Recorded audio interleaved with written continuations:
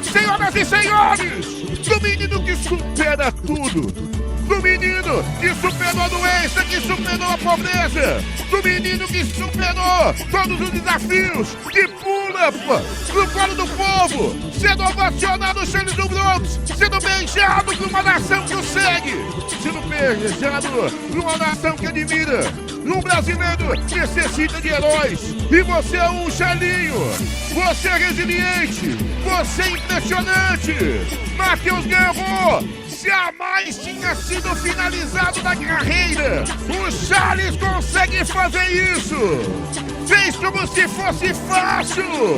Como oitavo do ranking. Ovacionado menino brasileiro que nasceu no litoral paulista, com dificuldade na pobreza, nas doenças, mas no esporte. Ele provou o contrário pro mundo, provou pro médico, pode competir sim, o jiu-jitsu foi a sua salvação, e depois o MMA, a sua consagração. Palmas pra você, herói! Palmas pra você, Léo Embaçado! Você iluminado! Charles do Bronx, senhoras e senhores! Luiz Antônio Cardoso na luta principal do UFC Rio. Charles Oliveira atropelou Matheus Guerreiro. Finalização no segundo round a 2 minutos e 48.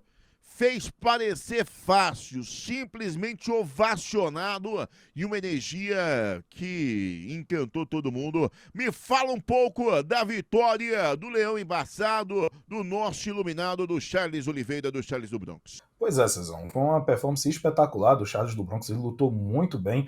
Verdade seja dita, o Matheus Guerreiro não foi um grande desafio para ele não, ele fez parecer fácil de fato, como você falou. Enquanto a luta esteve em pé, ficou até um pouco equilibrado, mas a agressividade do brasileiro fez a diferença, ele acertou os melhores golpes, e quando a luta foi pro chão, aí esquece, cara, aí esquece. Os dois são faixas pretas de jiu-jitsu, mas ficou evidente porque que o Charles é o maior finalizador da história do UFC, dominou com tranquilidade, tanto quando foi obrigado a jogar por baixo, mas principalmente quando começou a jogar por cima, chegou muito perto de finalizar no primeiro round, não conseguiu, acabou o tempo, mas no segundo round ele veio muito bem e conseguiu finalizar com o Mata-Leão. Agora são 17 vitórias por finalização, o maior recordista de vitórias por finalização na história do UFC, com muita margem. Perfeito. Agora, o Guerreiro pegou a luta em cima da hora. Quais foram as principais valências, ou o Charles é melhor em tudo do que o polonês, aliás? Olha, Cezão, eu confesso que fiquei até surpreso com a facilidade que o Charles teve, principalmente nas trocas de força na luta agarrada. A gente sabe, o Guerreiro pegou a luta em cima da hora, pegou a luta com menos de 3 semanas para se preparar. Quem ia lutar contra o Charles era o Rafael Fiziev. Então, era natural que o Charles tivesse algumas vantagens, principalmente em questões físicas, mas eu não antecipava que seria com essa facilidade toda. O Guerreiro é um bom lutador, já lutou contra grandes caras dessa categoria, contra grandes lutadores da divisão peso leve, e ele costuma se destacar principalmente enquanto a luta está no chão, mas com o Charles, cara, não deu outra. O Charles foi muito dominante, conseguiu trazer o jiu-jitsu dele, que é um jiu-jitsu muito mais agressivo, de muito mais giro, de muitas transições, que me pareceu ter confundido o Guerreiro. O Guerreiro é um cara que luta de uma forma mais travada, o jiu-jitsu do Guerreiro é um jiu-jitsu mais posicional. Com o Charles não deu jogo, o Charles lutou muito bem, foi muito dominante. No final, pediu um novo desafio, né? Max Holloway pelo BMF. Você acha que é a próxima luta a casar? E eu emendo mais uma. Dá para mais uma corrida pelo cinturão ou não? Tem que ganhar o BMF, fazer mais algumas outras lutas. A idade do Charles permite sonhar de novo com o cinturão linear ou não? É grandes lutas e cheque gordo no bolso, meu caro Eliá.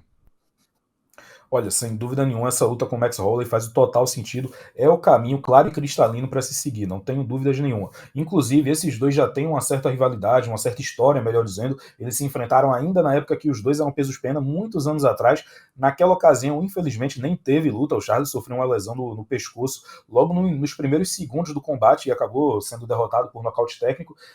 Praticamente não teve luta naquela ocasião. O tempo passou, ele foi para os leves, o Holloway se tornou campeão na categoria dos penas e agora foi para os leves também, e no ranking faz todo sentido. Enquanto o Charles é o quarto colocado no ranking da categoria, o Holloway é o terceiro. Então esse é o combate a se fazer com um cinturão BMF em jogo. Nada mais justo, até porque os dois são guerreiros, os dois são BMFs. Com relação a mais uma corrida pelo cinturão linear, depende muito do rumo que a categoria vai tomar no futuro, Cezão. A gente tem o Ilia Topuria como campeão linear, que vem de uma grande vitória contra o Charles, conseguiu o nocaute ainda no primeiro round, então é muito difícil para o Charles conseguir a revanche depois da forma como ele foi derrotado naquela ocasião. No entanto, o próprio Charles reconhece essa situação e ele fala abertamente que se, por exemplo, o Topuria decidir subir de peso para lutar contra o Islam Makhachev, caso o Makhachev consiga vencer o cinturão dos meio-médios, é uma possibilidade do cinturão ficar vago, e ele, sendo o campeão BMF, vencendo o Max Holloway, por que não? Existe sim uma possibilidade, até porque o Charles é um dos nomes mais populares do UFC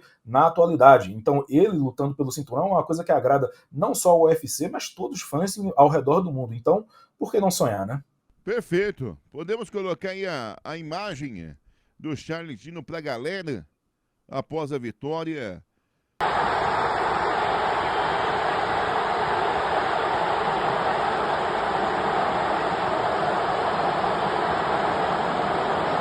De arrepiar, isso, né? Uma imagem que vai marcar. E eu pergunto pra você, o quão foi emocionante a torcida e qual é o tamanho do Charles hoje para o público do Brasil?